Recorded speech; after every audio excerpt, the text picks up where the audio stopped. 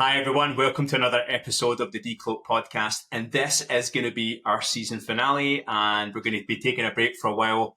And I absolutely cannot believe that I'm saying this, but we have the man, the myth, the legend, Dr. Eric Cole, also known as Dr. E.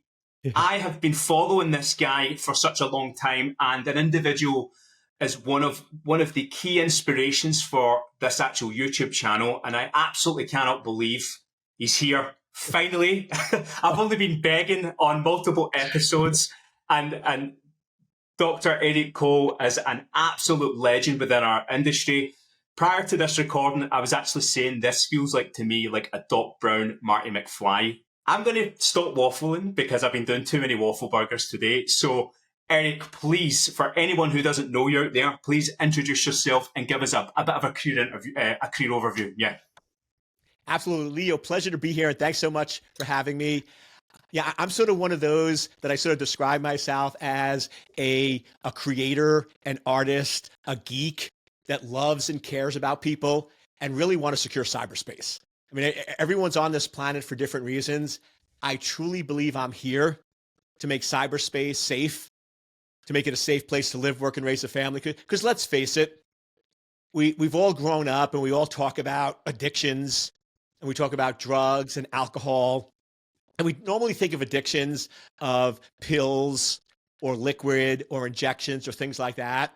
But let's face it, this thing we put in our pocket, our cell phone, this thing we carry around with us, this thing that never leaves us, our digital twin, it is a drug. It is a drug that has addicted us, and we are living our lives in a fantasy world. And the reality is, who is really controlling and monitoring it? So working in the field for 35 years, started off computer science major in college, worked at the CIA, started off ironically in AI programming. So I actually worked in the counter-terrorist units where I actually built, and remember, this is 88, 90. This is like before you had computers. Remember, World Wide Web didn't come out until 92. Right? Google wasn't founded until 97. So I mean, 1990, like different time and different place. And I'm doing AI programming to do predictive analysis. I then get into cybersecurity and I'm like, this is cool because there's always ways to exploit or break in. And I'm sort of one of those, I have to be careful of how I say it, but I'm always thinking and looking for weaknesses, for patterns, for exploitation. So I sort of have the mind of a hacker. I think like a hacker. I'm always like, how can I exploit that? How can I break it? How can I get in? How can I take advantage of it? But as many of my friends call me, I'm sort of the modern day Luke Skywalker, where I always follow the good, right? I've never gone to the dark side. So I hacked for the CIA, focused a lot. One of my big specialties is securing, protecting, and locking down nuclear reactors. I mean, you think about that's where the world's going. With all these data centers, with all these GPUs needed for AI, we're building more and more data centers. We don't have enough power. There's not enough electricity. There's not enough oil. There's not enough gas. There's not enough sun to power these data centers. The amount of computing power and storage we need to support the current world we're creating, the digital world of AI, the only possible option is nuclear energy. That's really the only solution. So it's sort of funny how old school, where I started my career 35 years ago on cyber and nuclear reactors, and now it's coming back online where I'm getting calls to like, hey, do you still stay familiar with that stuff? Because now all of a sudden, if you're building these data centers and you have these huge portable nuclear reactors, how do we secure, how do we protect them?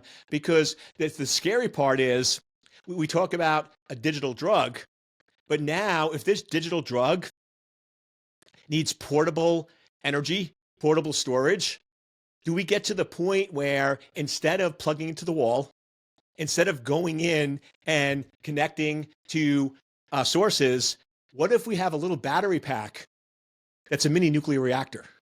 So now I'm basically, we have this mini nuclear reactor, my device, those merge together. And then those merge with me. So now when you talk about Eric or Leo, who we are, it's really, I have a physical presence, I have a mind, I have a spirit, but we're quickly going into, I also have a digital persona and a source for that digital persona or nuclear. And now think of it, the scariest world where not only are all of us being tracked, monitored, but every one of us has a nuclear weapon that we're carrying with us that if anyone wants to activate, I mean, we saw last year over in the Middle East where they were going in and putting explosives in pagers and cell phones and basically taking people out. I mean, we're talking a world where scary, like, hasn't even begin to describe that. I get off topic so quickly, but so I was a hacker. Then I went into business, bought and sold multiple companies. And now I'm sort of on this mission to be a cyber czar, to really wake people up, make people understand and know what the issues are, and give them real world practical solutions. Because the reality is IT is a technical problem. Buy more servers, spend more money, solve it. But cybersecurity is a business problem, and you need to think and act correctly. And the unfortunate part is we grew up with physical security. We understand physical safety. None of us were trained on cybersecurity. So we're walking around with devices. We're giving our kids devices. Businesses are running on devices, yet we're not thinking and acting with the right mindset. So we need to start having a cyber mindset built on, installed, in how we think, act, and behave. Absolutely agree. Like, you're touching upon potential future, right? Obviously, you know, for anyone that doesn't know, Eric loves a tangent, and I think it's one of the best qualities of your actual channel, which is at let me just get the URL to plug this, is at Dr. Eric Cole. Because I was saying, like, I think I'd messaged you the other week, and I was saying, you know, I was having a good laugh at the tangent, but it brings us back because we need to think of the future potential exploits. You know, technology will compress everything. There'll be new energy sources, whatever format that looks like. You know, if you're saying if people are walking about with, you know, potentially, you know, we're saying hypothetically in the future, walking about with mini nuclear reactors, like very much back to the situation in the Middle East, this could happen. And, you know, I don't know, 10, 20 years from now. And we as cyber evangelists and people in this industry need to be looking at this when these things are being built in terms of future exploits. I mean, like, to even think about where that could be in 20 years from now is insane. Or even hydrogen-based fuel cells or anything. I mean, that could be absolutely insane. You know, talk me through, you've had some glamorous roles, Eric, in your career. Obviously, you know, you've been at McAfee and Lockheed. You know, again, there might be some restrictions of what you can talk about there, but in terms of these careers, you know, as being a top world-renowned cyber leader, you know, run me through some of the things you've had to deal with there, or some of those challenges and what people can maybe learn from them. Yeah. Yeah. So to me, what I sort of joke is, I sort of always do myself as different roles where I'm a marriage counselor, I'm a crisis management, I'm a pattern matching, I'm a thinker, I'm a solution provider. Because the reality is most of cybersecurity is reactive. Yeah. We want to be preventive, but it's very similar to the medical field. The reality is most people do not do preventive medicine. Most people do not get physicals done as normally as they should. They're not on top of their health. Here's the crazy part. Insurance doesn't cover being healthy. Yeah.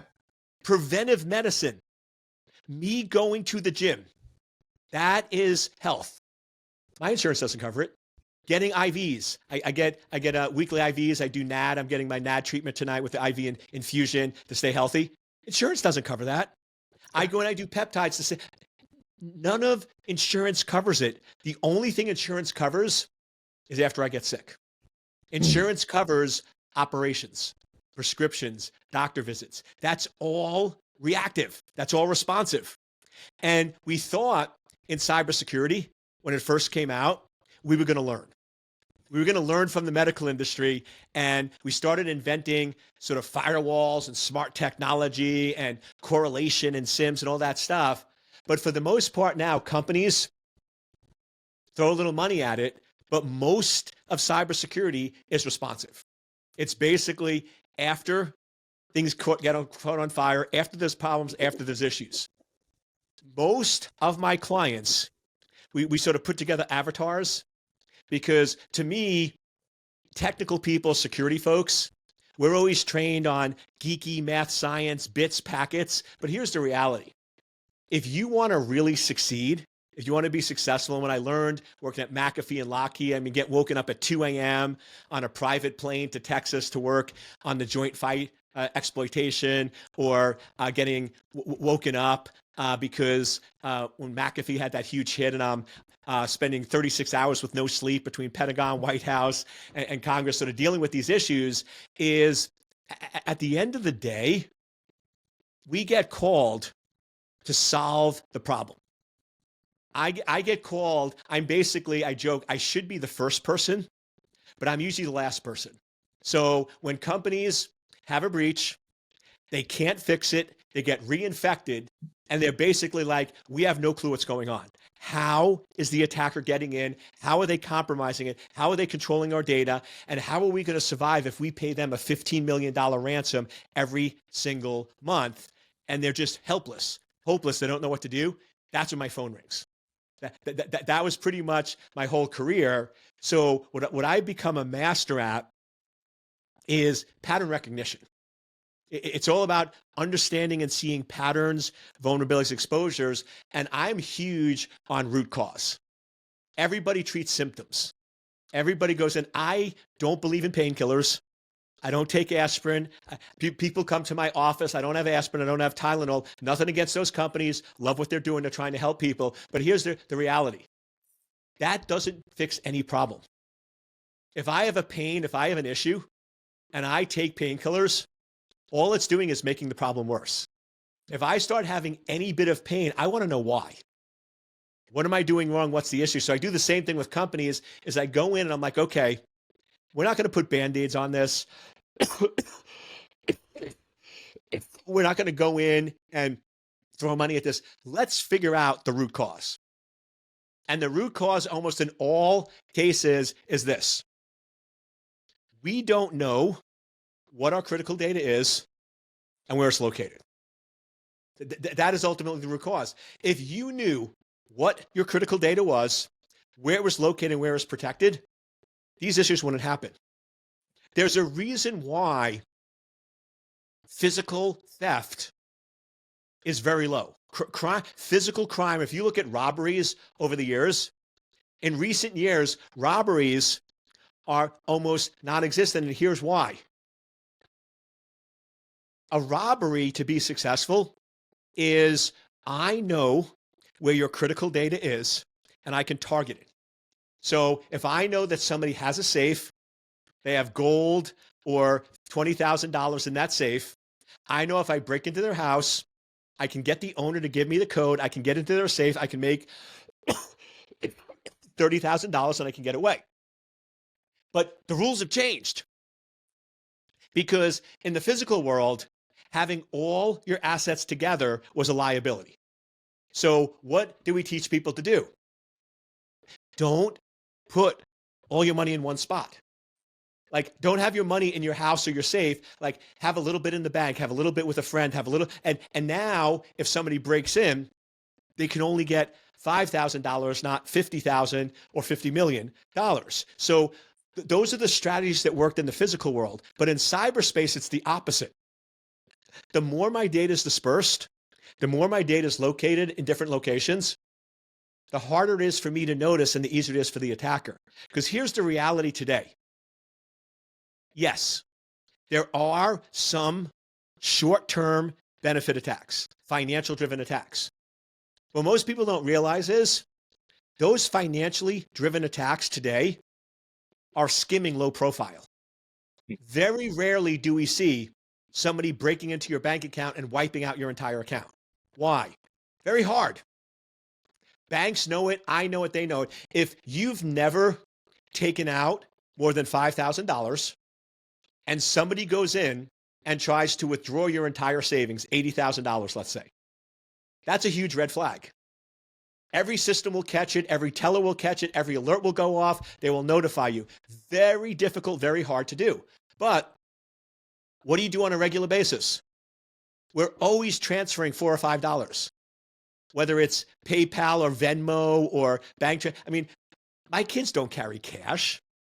Nobody carries cash anymore. And it's funny, I don't use these texts, but I was hanging out with some folks and somebody bought me something and I'm like, hey, I need to give you money. They're like, yeah, just Venmo me $20. And I'm sort of like, I don't actually have Venmo, right? I don't really do that stuff, but most people do. So here's the reality.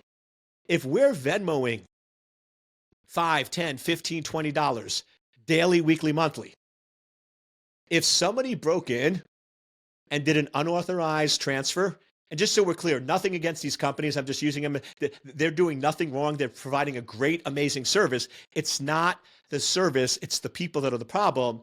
But if somebody went in and did an unauthorized $10 transfer, most people would not know. Most people would have no clue that that was happening.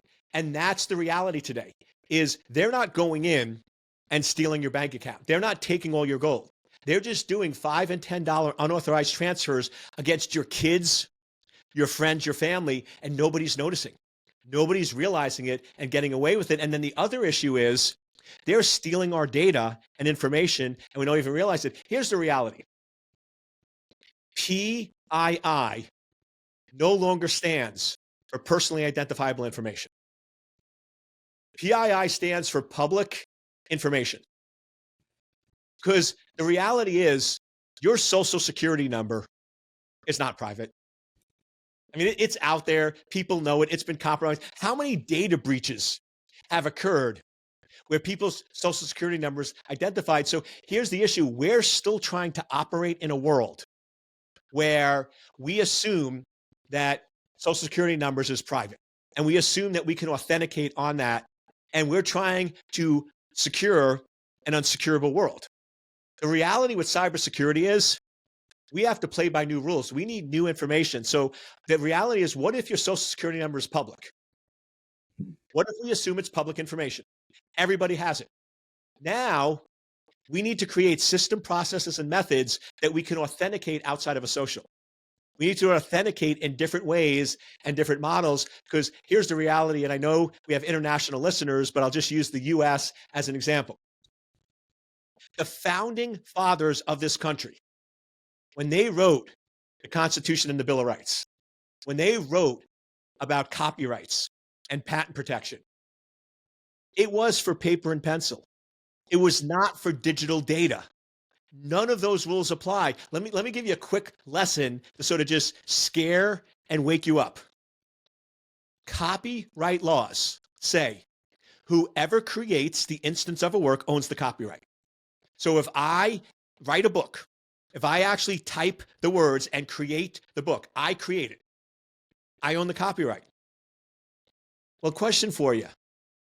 If I go in to an AI engine, whether it's Elon's new Grok or OpenAI or DeepSeek or any of those, and I feed it all my data, I give it directions, and I tell it, I want you to write a 300-page book using public information, my information and data on zero trust, where I want you to answer these specific questions. Give me 300 pages. It creates it. Then I say, remove the fluff. I want it laser focused on actionable items and make it remove 50 pages. Great, 250. Now I want you to go into each chapter and I want you to pull out the keywords. I want you to give 3 key takeaways at the beginning of every chapter, 3 actionable steps to take at the end of the chapter. I'm directing it, but who's actually creating the words? The AI engine. Now I have this book that you can argue is better than any book I would have written because it's based on more information, more data. But here's the reality. OpenAI, Grok, or DeepSeek, they own the copyright according to the current US laws. You don't actually own it. So here's the crazy part. If I now took that information and I published it as a book with my name on it, Dr. Eric Cole, I could actually be sued for copyright violation. I could actually be sued for plagiarism because I didn't actually create that work. OpenAI did. It was at my direction, but they still created it. This is the crazy stuff that nobody is thinking about, and it's sneaking up on us, that if we don't start thinking and acting differently and going in a different approach, we're going to wake up in 10 years and have a WTF moment of like, what just happened, right? And the world has changed and we didn't even realize it. I think it's such a high probability of this happening. Then you'll find like the top 3 or 4 players in AI will then start to charge for royalties. Maybe that's how they'll eventually fund the next evolution and leap, is through that copyright claim back. Yeah. But I'm kind of interested, is that possible? In your opinion, Eric? Do you think that's going to happen? What sort of a mess are we getting ourselves into? I'm interested. Yeah, so it's one of those where I sort of say it's not what kind of mess are we getting into?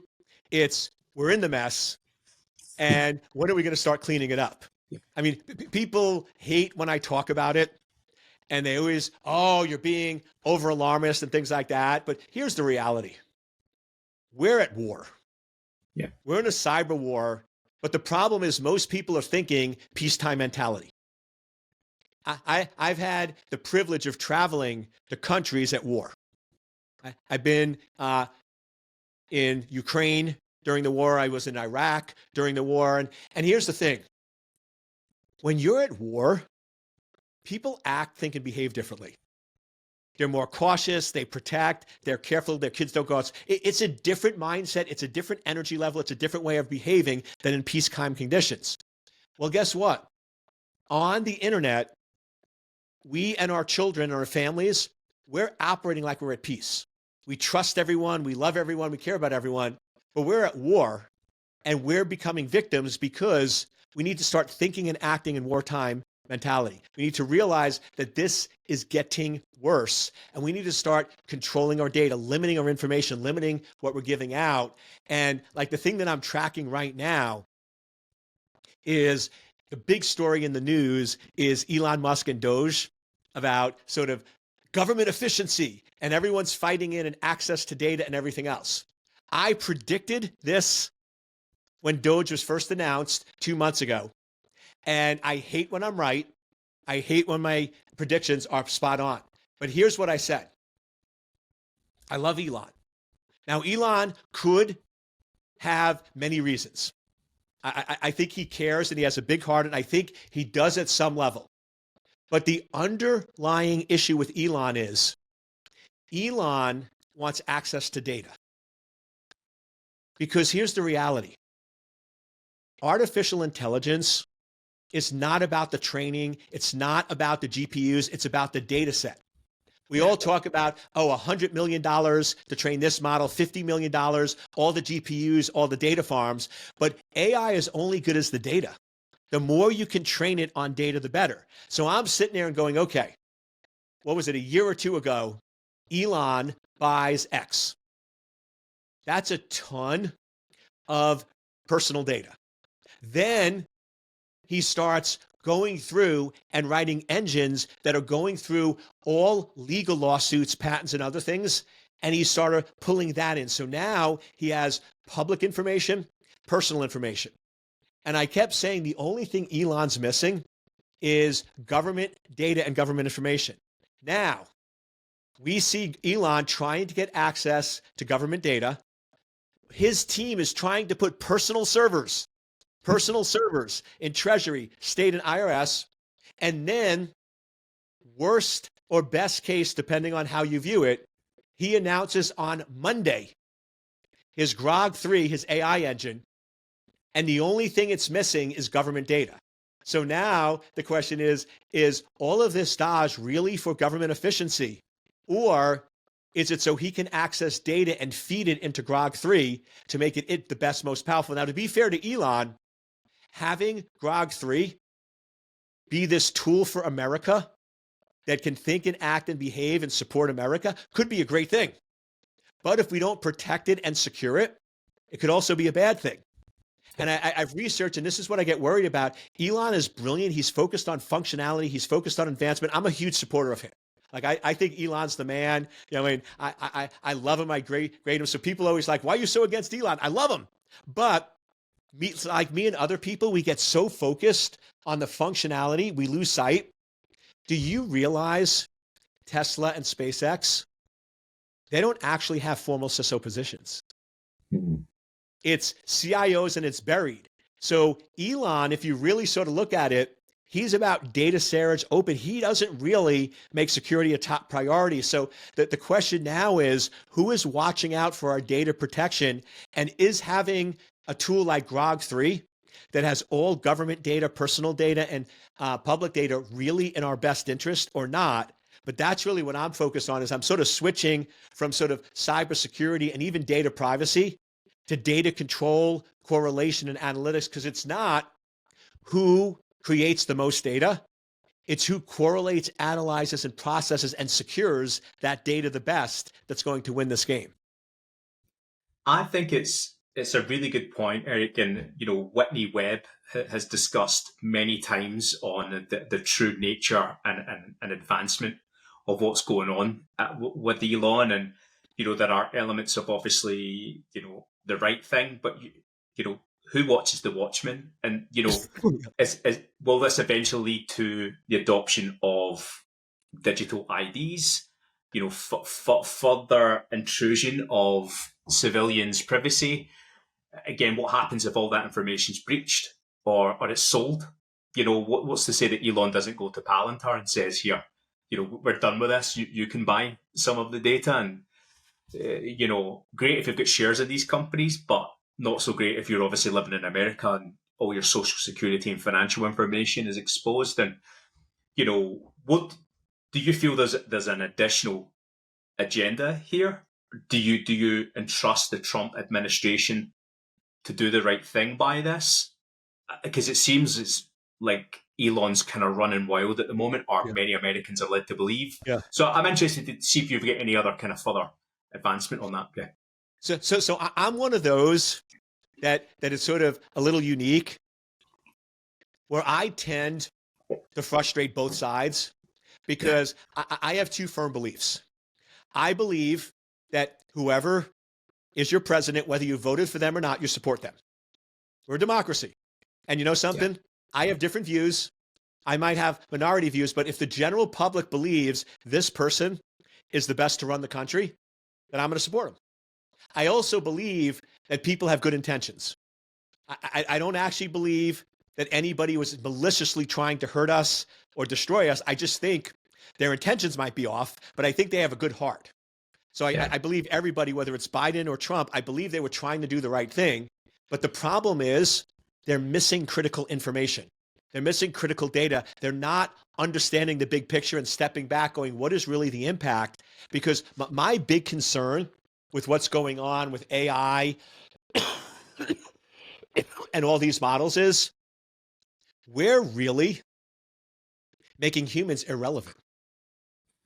Because what are we really doing with OpenAI or other tools? We're creating digital twins.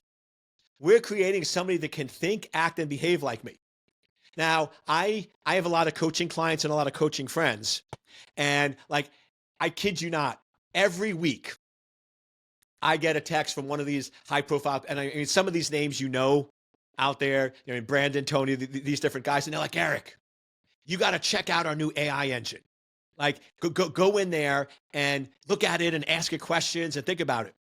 And my response always is first, wow, I felt like I was talking to you. I felt like I was having a session with you. And like, Eric, that's the point. Everyone can't go to one of my events. Everyone can't speak to me. So what if I create this digital twin that it can actually go in and think and act and behave like me? It can actually go in and do interventions to actually help people.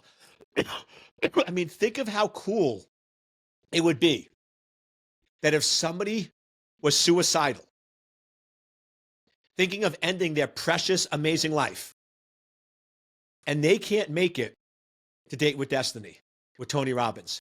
They can't do an intervention. Tony claims, and I believe him because he has a heart of gold, that he has never lost a person.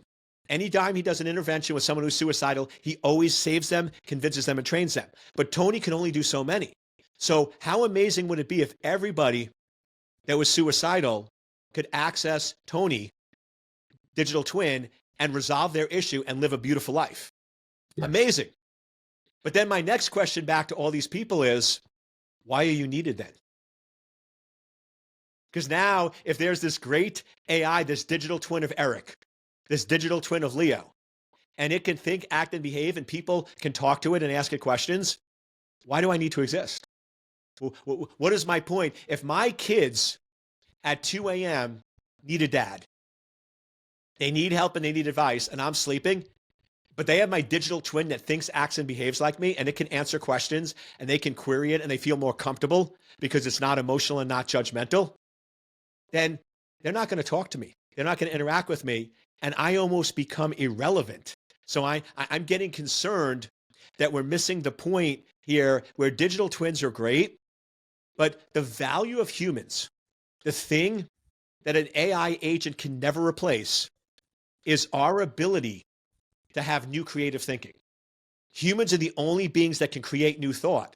Well, the problem is if we're so reliant on our digital twin to think and act, who's creating new thought? Who's creating new ideas? Who's generating new content? Because now, if every book I write is based off of my old data, and I don't create any new information anymore because AI is creating it, we're going to hit a plateau of staleness where we're not innovating or creating anymore. So what we have to remember is, even with AI and even with my digital twin, I need to create new content. I need to focus on new ideas. So instead of me creating the same ideas over and over again, I create new content. My AI engine correlates it, analyzes it, and then it puts it into books that can help people. So now instead of listening to hundreds of hours of Eric, you have 3 hours of the most important Eric. If we use AI in that model, holy moly, that could be huge. But that's not what most people are doing. Most people, instead of using it as an augmentation tool, they're using it as a replacement tool. And that's, to me, when things get really, really dangerous, where movies like Terminator and all those other things actually become real and we become obsolete as humans. I think that's a really important observation because it's almost like it's taken away critical thinking from humanity. Boom. You just nailed it. Critical thinking is becoming a thing of the past, and that scares the crap out of me.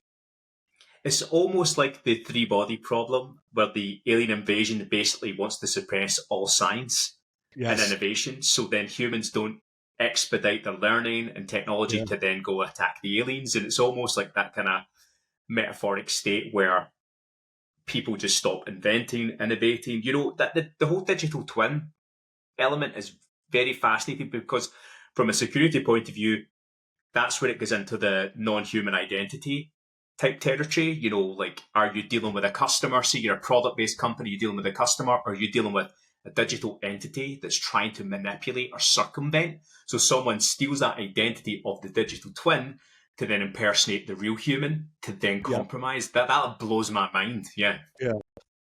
Or we go further. And this is where movies become reality. What if my digital twin thinks, acts, and behaves like me, knows how I think, knows how I thought, but no critical thinking, no original thought. And I start going in and we ask it questions, which I do now. What is the best way to solve this problem? And it does it. And I don't know if you've used the AI tools. What do they always follow up with? Do you want me to create a detailed plan? Yeah. So I go in and I create a 6-month plan. And it says, you need to read this book, buy this food, eat this diet, do this thing. The part that's missing that we're getting really, really close is now, after it says, do you want a detailed plan, a 6-month plan, a 1-month plan, and it creates it, it then asks you, do you want me to actually buy and purchase those items? Now what happens when we say yes, and now your digital twin goes out to Amazon and it starts making purchases on your behalf. It starts buying those books. It starts buying the food. It starts doing all that stuff for us. And now it's basically spending our money, creating our data, and creating, and now that gets hijacked, that gets hacked because computers are hackable. And what if somebody hacks that and now it starts acting and behaving as a spy? Well, what happens when our digital twins get turned by the adversary against us? So now it's a double agent. Now our digital twin we think is serving us, but it's really a double agent for an attacker. It's a double agent for a foreign adversary. And we think it's serving our needs when it's really having a different master. What happens when the master of your digital twin is no longer you? I love that. That's some next level stuff. And I know. I mean, I absolutely love it. I've like when I was listening to your Life of a CISO series, and I was on a flight coming in the UK, and I was just like, I can't wait to get wrapped up and an element of just mad discussion, and I love it. And if you don't mind, we could just touch upon one element during your career. It was like, talk me through a couple of challenges that you've had, and how did you get through them? Because people love this. People who are maybe on that pathway within leadership, and they're like, I'm up against it here. Maybe there's a mental health element. They're like, I'm stuck. How do I get through this? And you've probably seen your fair amount of warfare. Like, give me one or two scenarios and how you go through it. Yeah. And what people can learn. Yeah. Yeah. So to me, two biggest challenges in my career, I'm still working through them. And the more you focus on it, the better, is communication and trust. Yeah. I'll start with communication. My biggest mistake that I've made in my career, and I still make, is I believe everybody thinks and acts like Eric. So when I go and I'm communicating with you, Leo, the old Eric, the past Eric, I would assume you know what I know.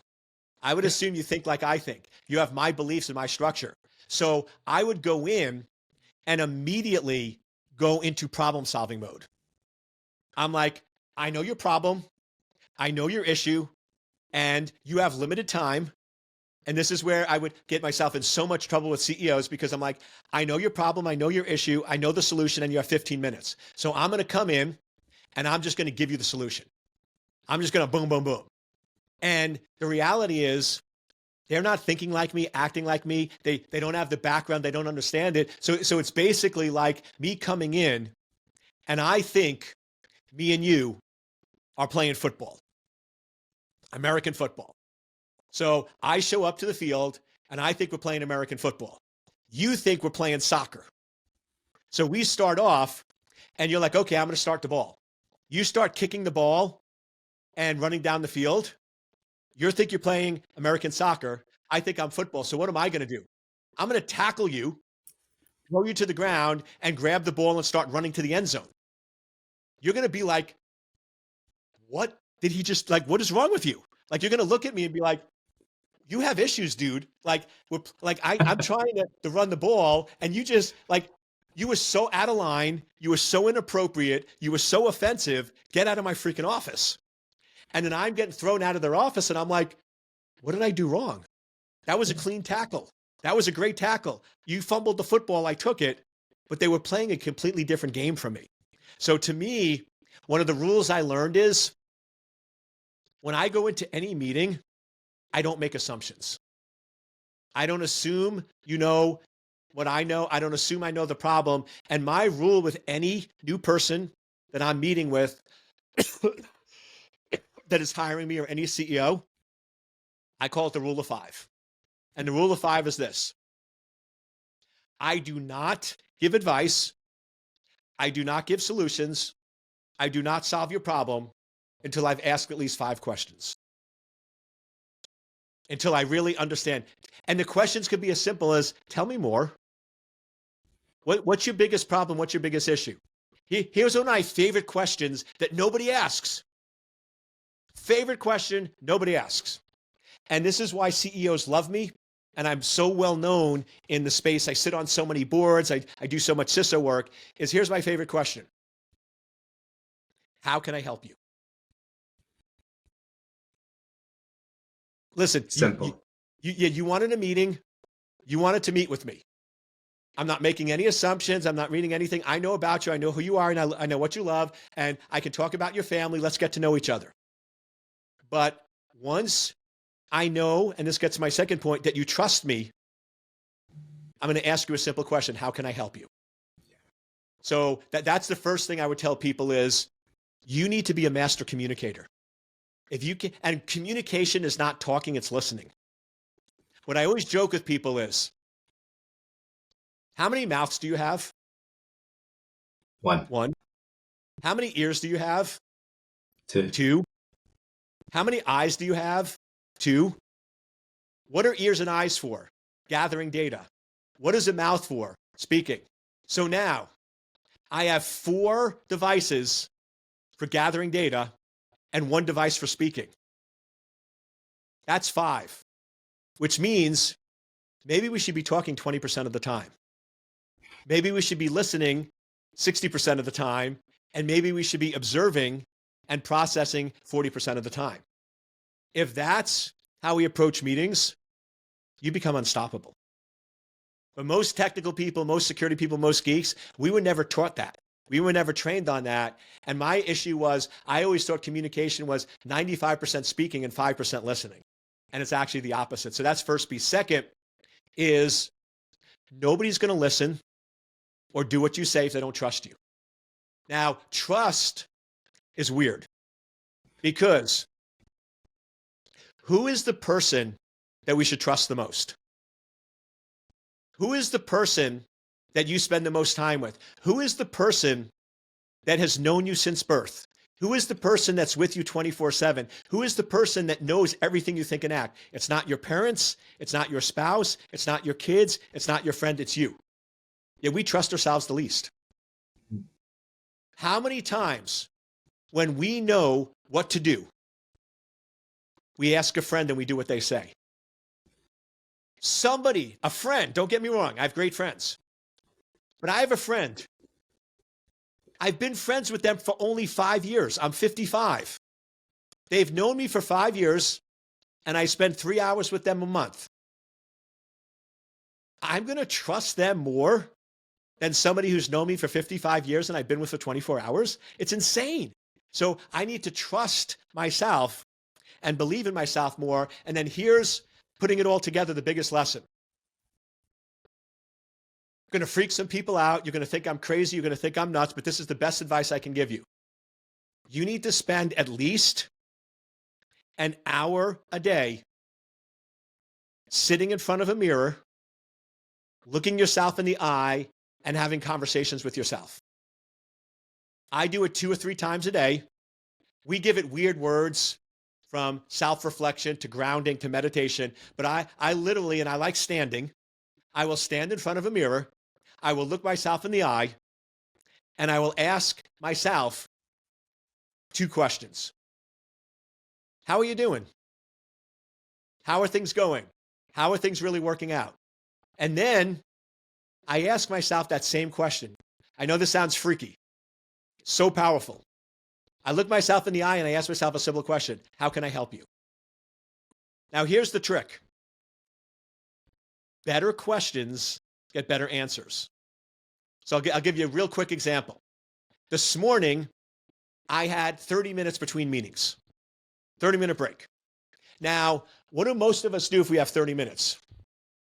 We check our phone, we go on social media, we do time-wasting activity which doesn't add any benefit to our lives.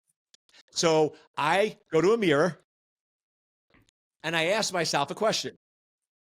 What is the highest priority item for me to do right now? What is the most important item for me to focus on? And I got an honest answer. That was, you need to finalize your business plan for the year. I'm still a little behind. I know it's fab. I'm still working on it. You need to finalize your business plan and come up with a detailed, actionable plan for the year. Now, here's the problem.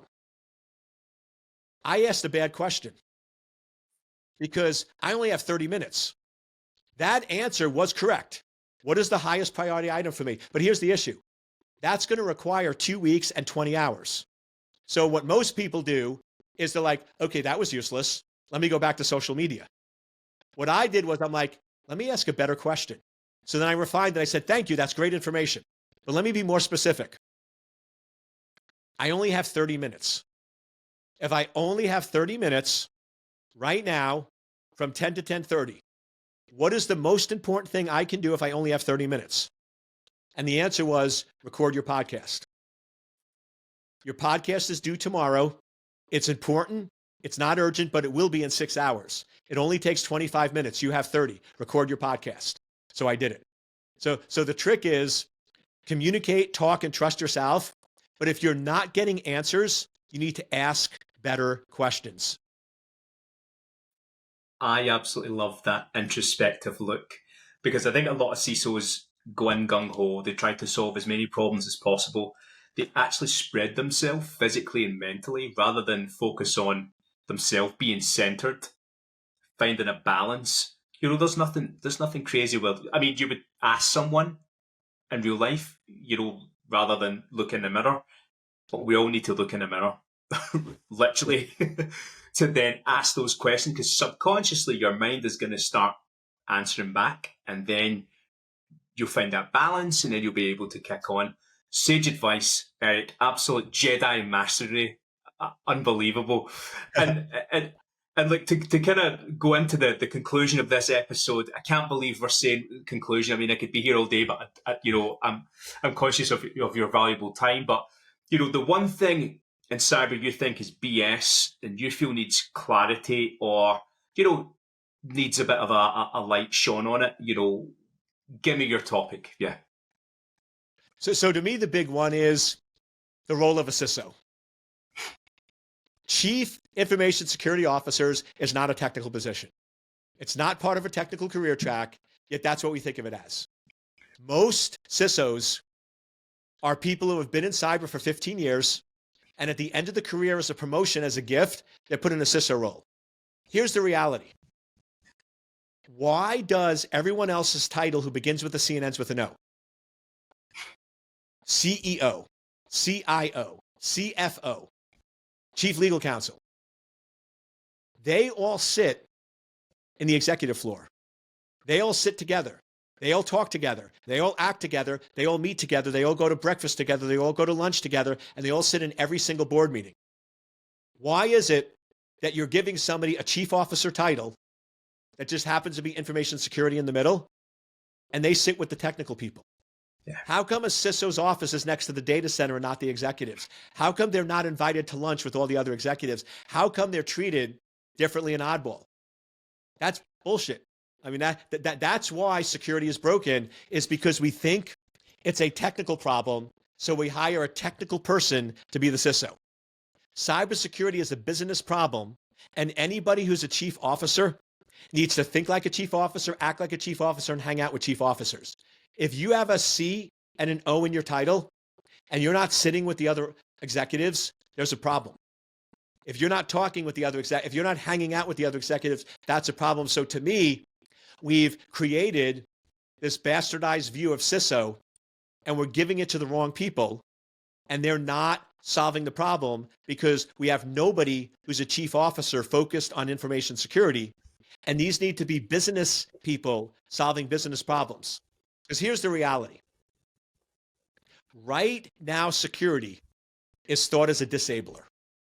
It's thought as somebody who slows down.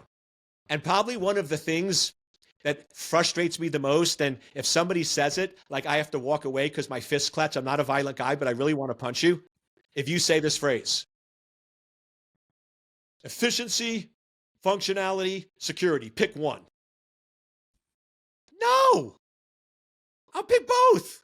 Like the phrase, I mean, you can't have your cake and eat it too. Yeah. That's stupid. Why would you buy a freaking cake if you're not going to eat it? I'm going to have my cake and I'm going to eat my cake. And if you don't like it, I'm going to push your face in the cake. But we come up with these phrases that are just ridiculously stupid. They just make absolutely no sense. Why can't you have efficiency, functionality, security? I'll give you an example. I was brought in to a hospital. They have went through 4 CISOs in the last 5 years. Fired every one of them. Here's why. Here's what every single CISO does. The CISO goes into the hospital, they go to the emergency room, and they see a terminal in a public area that anybody could walk up to. I could walk up to it because nobody's paying attention to the computer. They're paying attention to the patients. And a doctor, a top-level medical doctor, is logged in with his credentials. And they see that, and they go, risk, risk, risk. So what do? They go in and they implement account lockout. They now lock the terminal after 5 minutes, and they add 2-factor and all this authentication. Well, here's the reality. It takes a doctor 3 minutes to log in with that system. They got to go in and enter their password, enter a two-factor, check their phone, check an email, click a link, open it. Well, guess what? If I'm a doctor in triage and there's a patient that's dying and I need to order an operation or I need to get them medicine and you're making me take 3 minutes because you locked that terminal, people die. Yep. And guess what? When people die, good, amazing doctors get pissed off because they want to save lives. So every CISO went in and they didn't understand the issue and they disabled it and they pissed the doctors off and they fired them because you are hurting patients. You are causing loss of lives. Here's what I did. I went in and I said, wait a second. Doctors always have their badge with them. You can't go anywhere. A doctor has their badge on an operation. They have their badge everywhere. And guess what? When a doctor is taking a patient into operation emergency, critical, the red light's on, your triage notice, emergency, you got to get an operation. And they're running through the halls with the patient on a bed. Those doors open up automatically because there's a geolocation on their badge that when the doctor gets within 10 feet, it opens the door automatically. We solved this problem. So what did I do? I went into the hospital and I added a geolocation authentication to every computer. So now when a doctor gets within 3 feet of the computer, it unlocks. When they get 3 feet away, it unlocks. Now we've got efficiency, we've got functionality, we've got customer satisfaction, and we've got security. I just created security as a business enabler. They love me. The doctors love me. I've made their life better. I've made their life more secure, and I've increased the overall safety. That's how world-class CISOs think. You got to think like a business enabler and not that we're going to go in and hurt the business, because here's the reality. If cybersecurity negatively hurts a business, you are wrong every single day of the week. And until we can learn that and understand that, we're going to struggle in cyber. Absolutely. I mean, no one is thinking 4D chess, right? And for anyone that needs to get more advice from you, Eric, tell the world where you are. Here's an opportunity. Plug your books. Yeah. Plug your website. Plug YouTube, because people aren't listening. Here we go. And I actually need to get my copy signed. So if I see you in real life, I'll be like, get this signed. So definitely my newest book, Cyber Crisis, I mean, it's meant to read like a novel. It's meant to read in 2 hours. It's meant to be entertaining. I will tell you, the comment I get back from everyone who's read the book, and I love it, is I picked it up, and after 3 pages, I couldn't put it down. Now, it's funny. If you go on Amazon, I have a lot of negative reviews. You know why? They're all of my technical people that like my technical books, like Hackers Beware and Network Security Bible. So you know what the criticism is? Eric, this book is too easy to read, it's not technical, and it's too obvious. And they give me 1 star, and I'm like, no, you're missing the point. It's not for you. I hate to tell you, I love technical people. I care about technical people. You don't need my help anymore. You guys know what you have. You have the resources. Yeah. The world needs my help. Doctors need my help. CEOs need my help. Parents need my help. So I need to help them and not you anymore. So you need to recognize and respect. And instead of giving me 1 star, give 5 stars going, I need to give this book to my parents. It's not for me. I need to give this book to my doctor. So Cyber Crisis is definitely the way to go. I give my email address, ecole, E-C-O-L-E at secure-anchor.com.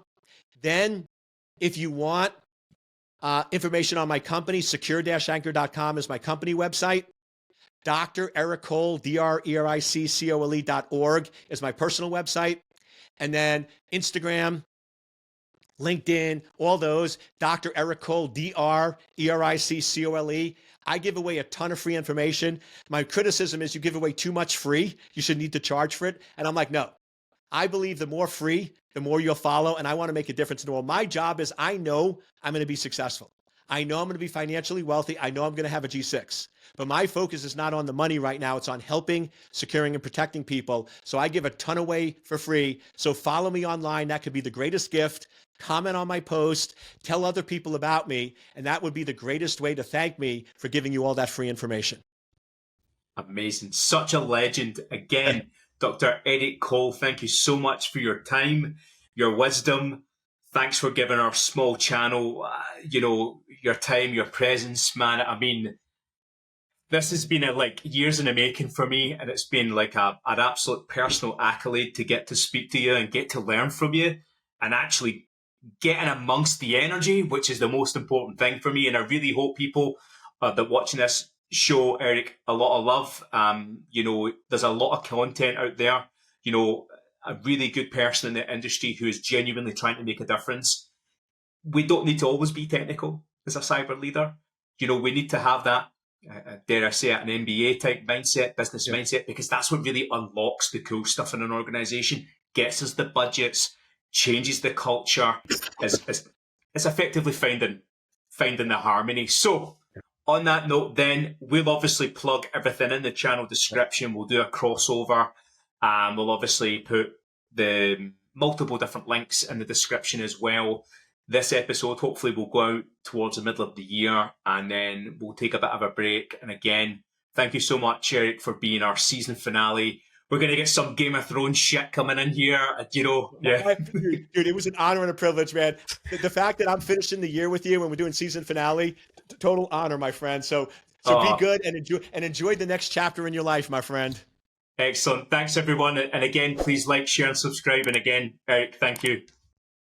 My pleasure.